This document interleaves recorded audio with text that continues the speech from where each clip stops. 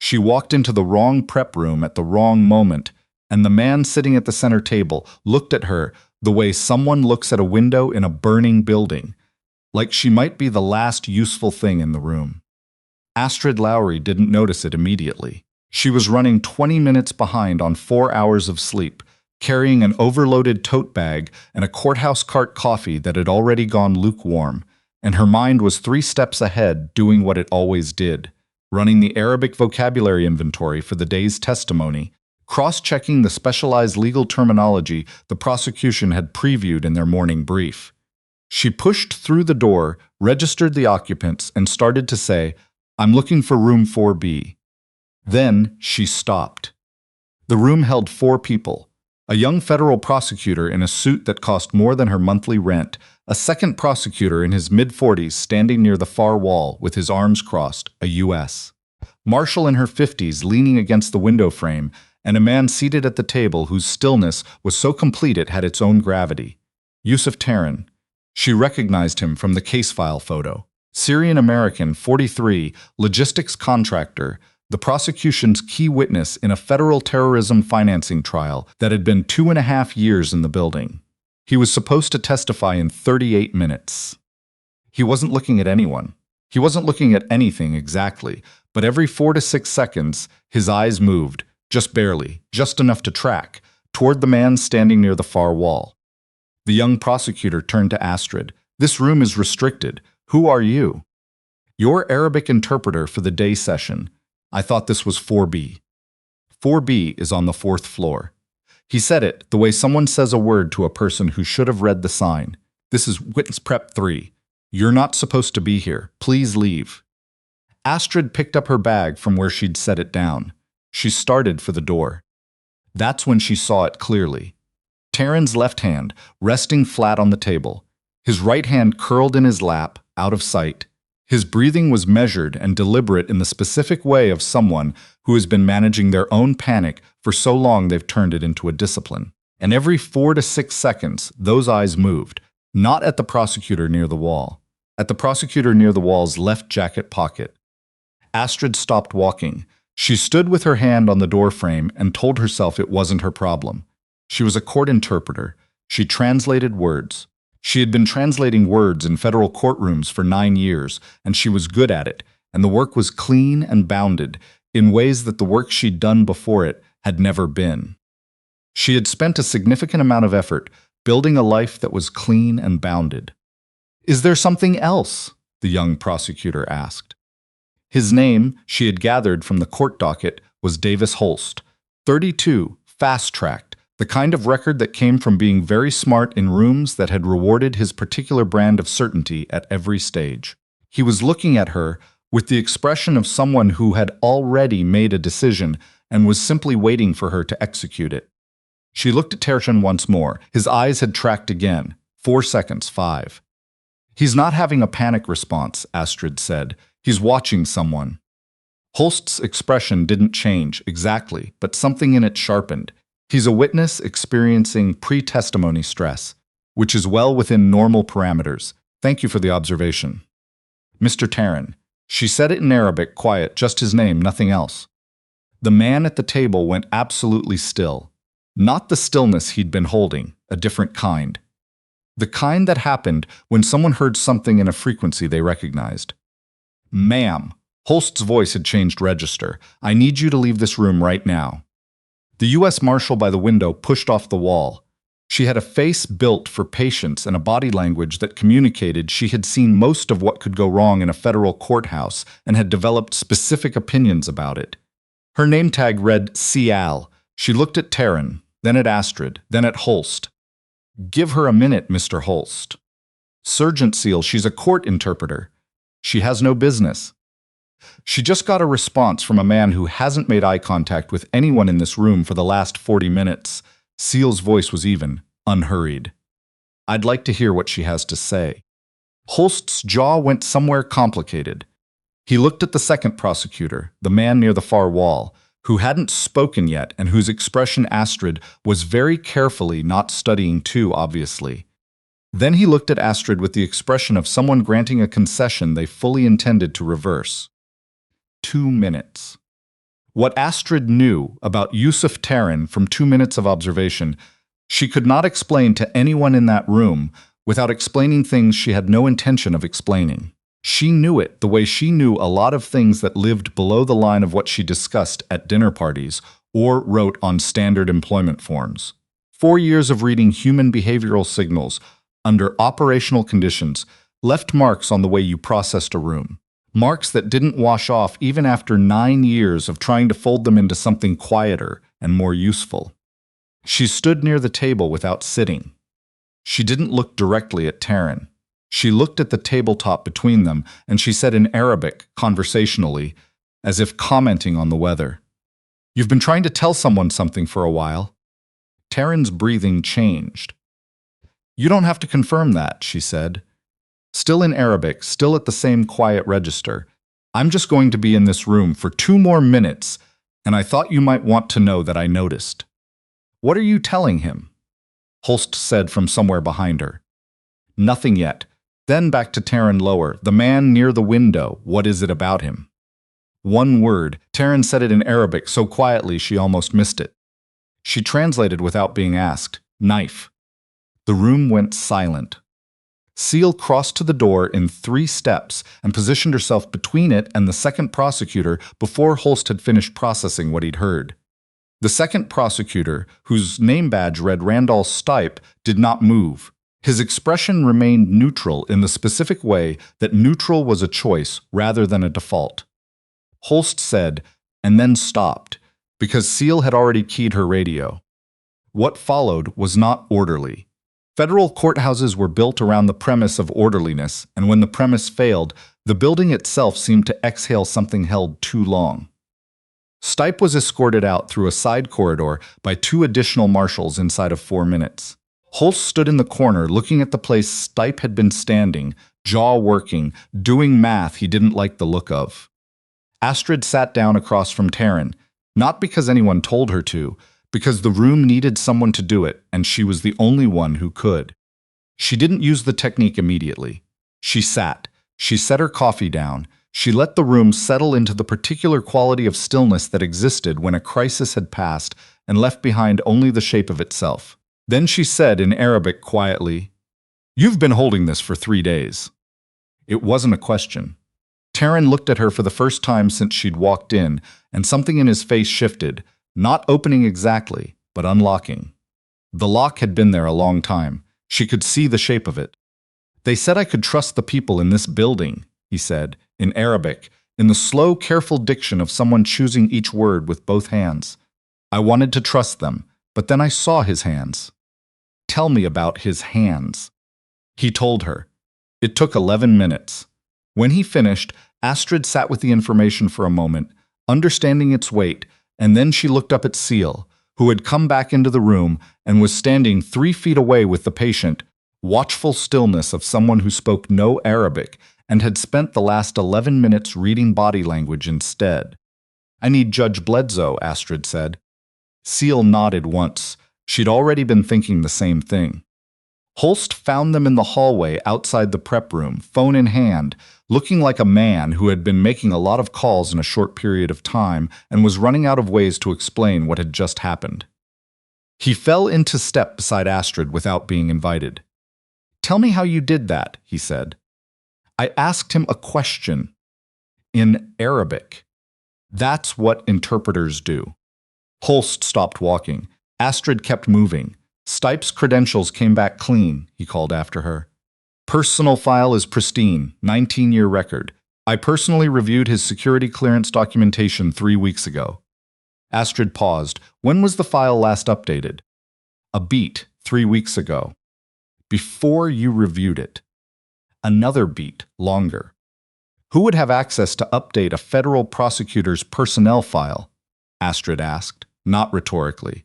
She turned around. Holst was standing very still in the middle of the courthouse hallway, and the expression on his face had moved past defensiveness into something more honest. The look of someone who had arrived, against their will, at the edge of a conclusion they didn't want to draw. "Someone with a clearance level above mine," he said. "Yes. Which means this isn't just Stipe." "It hasn't been just Stipe for a while," Astrid said. That's what Taryn has been trying to tell someone for 3 days. He didn't know who was safe to tell. Holst looked at her. Why did he tell you? Because I came in without a role he'd already decided couldn't be trusted. She adjusted her bag strap, and because I asked in a way that didn't make him feel like the answer had consequences. His jaw went through several adjustments, and the method you used is something I'm not going to explain right now. She held his gaze. Get the judge. Judge Warren Bledsoe ran his courtroom on the principle that the law was a tool precise enough to require the same respect as a surgical instrument, and that people who handled it carelessly tended to cause the same kind of damage as surgeons who didn't scrub in. He had 29 years on the federal bench, 2 published opinions that had become casebook standards, and a reputation for listening longer than most people expected before he spoke. He listened now. He sat at the conference table in his chambers with his hands folded and his eyes level, while Seal laid out the sequence, while Astrid provided the translation of Taryn's full statement, while Holst added the technical detail about the personnel file. When all of it had been said, he was quiet for a moment that Astrid recognized as genuine consideration rather than a pause for effect. Ms. Lowry, he said, I've had court interpreters in my chambers many times over the years. I've never had one tell me how to identify a compromised federal prosecutor. I noticed something in Mr. Taryn's behavior that seemed worth raising. You noticed it in 4 minutes, in a room full of people who had been with him for 40. Bledsoe looked at her steadily. That's not standard interpreter training. No, sir. What is it then? Astrid looked at the judge. She made the calculation she always made about people, had been making it since she was 24 years old, and first learned how to do it quickly in environments where getting it wrong had permanent consequences. She looked at the architecture of his face, the creases that came from a specific kind of sustained concentration, the patience that lived in how he used silence. Something I learned a long time ago, she said, in a position I no longer hold. Bledsoe regarded her for a moment, a government position. She didn't confirm it. She didn't deny it. All right, Bledsoe said. The particular way he said it told her he understood the shape of what he wasn't being told and had decided to accept it. Her phone buzzed in her pocket. Unknown number, 703 area code, Northern Virginia. 2 words, stand by. She put the phone away. Seal was watching her from across the room. Someone you know? Seal asked. Maybe, Astrid said. Give me a few minutes. The few minutes became 40, during which Stipe was formally detained and his personal effects searched. In the lining of his left jacket pocket, they found a device consistent with a concealed audio transmitter capable of operating on a frequency that standard courthouse security sweeps were not calibrated to catch. It had been active since 8 that morning. Someone on the other end had been listening to every word spoken in witness prep 3 for 4 hours.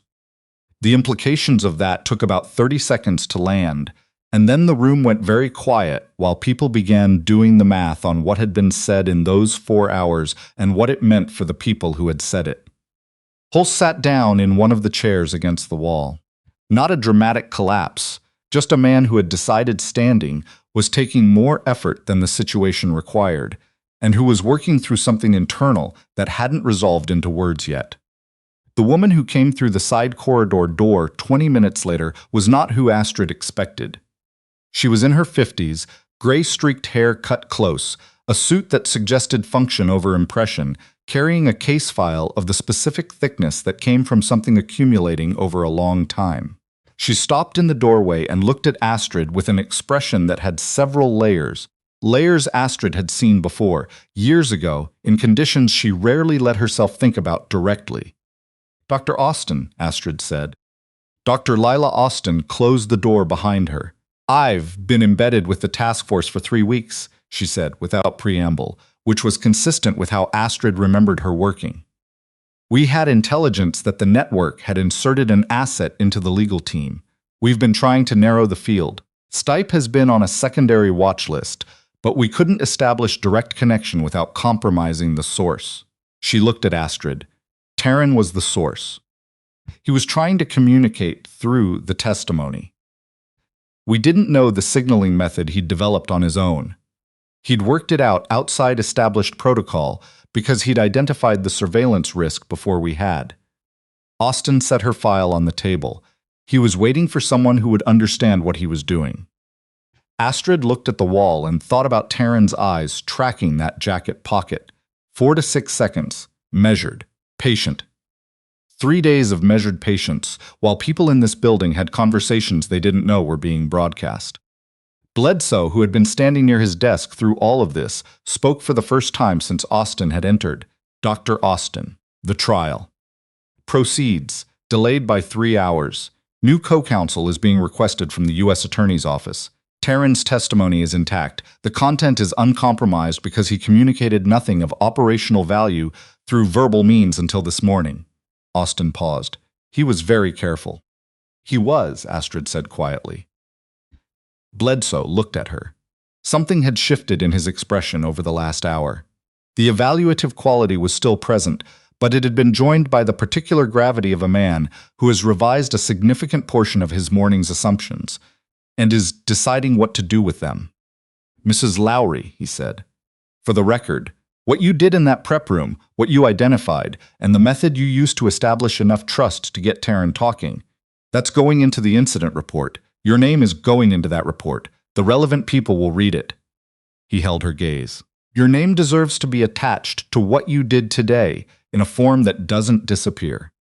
Astrid looked at the table for a moment, 9 years of her name being attached only to standard things, case numbers, translation certifications, quarterly licensing filings, the specific administrative invisibility of a life built around doing a contained thing very well. I appreciate that, she said. Holst found her in the 4th floor corridor an hour later. The hallway had the particular quiet of a courthouse between sessions, all that institutional gravity in suspension. He stopped in front of her without the armor the morning had given him. The suit was the same. Everything under it was different. The way I spoke to you when you came into that room. He stopped, started again. The assumptions I made about what you were and weren't qualified to notice, that was wrong. And it delayed the information getting to people who needed it. 12 minutes, Astrid said. That's not irrelevant. No. He held her gaze without flinching, which she gave him credit for. Is there anything?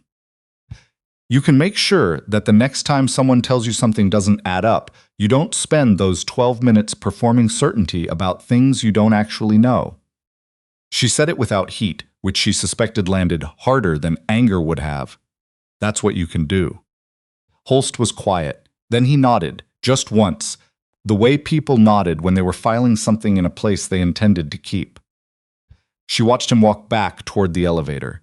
He had earned his review, his record, his consequences. He had also, when the situation asked for it, finally gotten out of the way. She decided that was worth counting, if only because the record should hold both things accurately. The formal debrief happened in a 6th floor conference room and had the architecture of meetings that existed to establish record rather than reach conclusion. When it was over, Bledsoe looked at Astrid across the table one final time and said what he'd said before, but in the more permanent register of official language. Her contribution had been significant. Her name would be attached to it. Both things, he said, were now on the record in a form that would outlast the room. She said thank you. She meant it without complication, which was rarer than it should have been.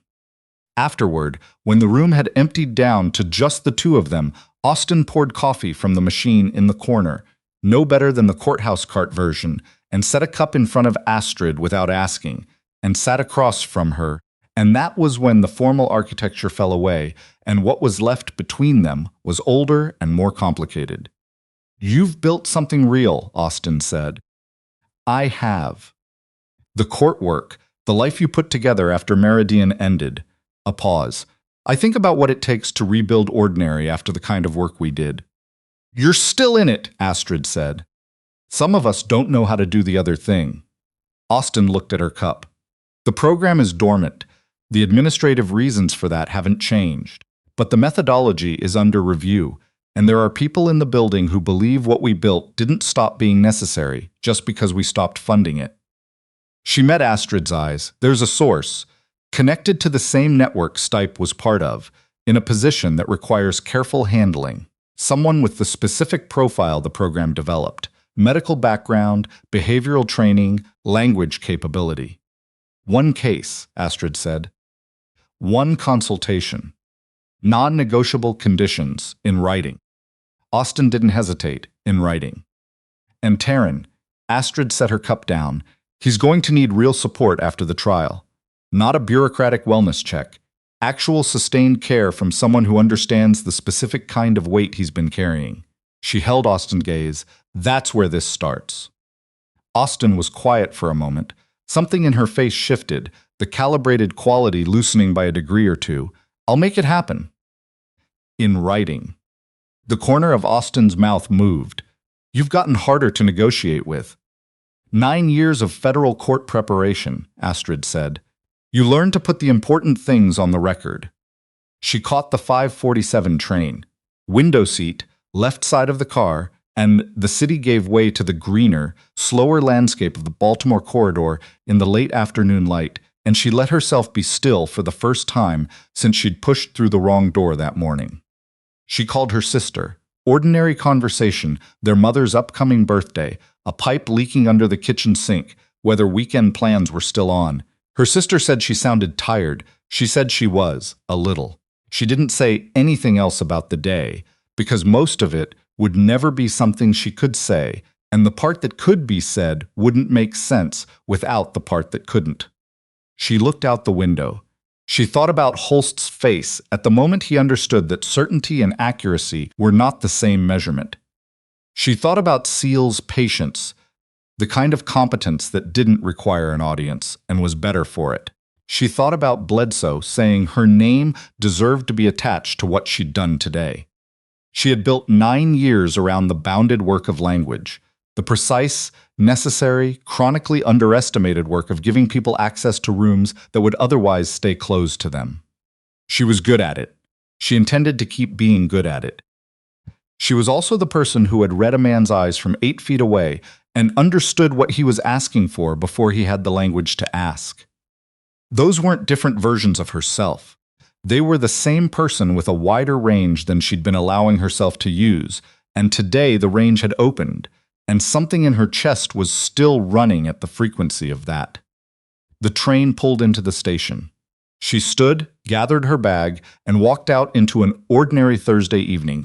People with groceries, and people on phones, and people who had had entirely different days, all of them moving forward at whatever pace their particular lives required. No one around her knew what the last 10 hours had contained. That was how it was supposed to work.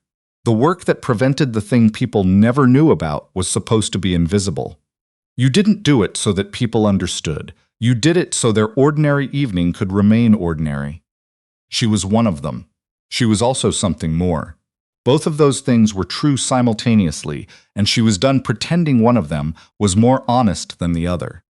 She went home and made dinner and did not spend the evening thinking about the 703 area code or the 2-word text or the inch of space in a door she'd thought she had finished closing. That was for tomorrow. Tonight she was just Astrid Lowry. That was entirely enough. Tomorrow, she suspected, would ask for the rest of her.